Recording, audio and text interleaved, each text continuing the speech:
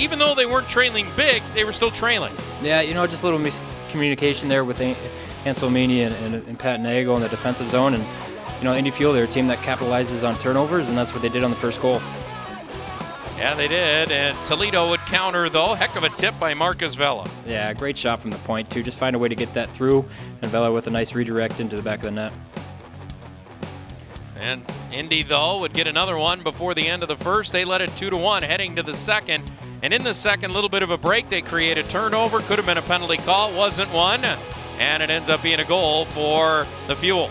Yeah, you know what? Then Toledo came right back. The second period, you've seen a different game with the Walleye. They just continued to pressure hard in the second period. They got their chances. Pat Nagel made some big saves, and then away to the third period we go.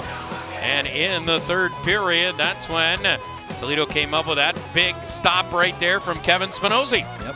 Help out Pat Nagel. That's part of the game. He's going to make that big save. We've seen it all night, and sometimes you got to help out and bail him out of trouble.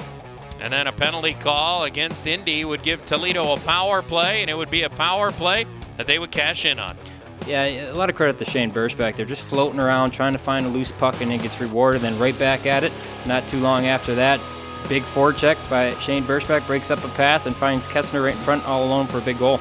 Yep, that would tie the game at 3. Toledo got close a number of times because, boy, they were peppering the front of the net in the third period. Kyle, 14 shots in the third period. That's usually you get 14 or so shots, you're going to come out with a win. And there's that penalty that wasn't a call that Coach Watson was talking about. We said it. If it's a penalty, call it. Was that a penalty? Yes. So they called it. But before that, there should have been a penalty. So Toledo should have been on the power play before this penalty. Yeah, certainly can't argue your thought on that. It led to a 4-on-3 power play for Indy. Pat Nagel was leading the way. That was a huge stop there, 4-on-3. He knew his guys were tired. East to west, we talk about it. He got a big blocker save and a whistle. And right after that, they killed it off. They got a great chance there. Then into the shootout, and Indy took control here. A pair of goals, including that one from McIntyre. That was enough. And the Fuel come away with a win,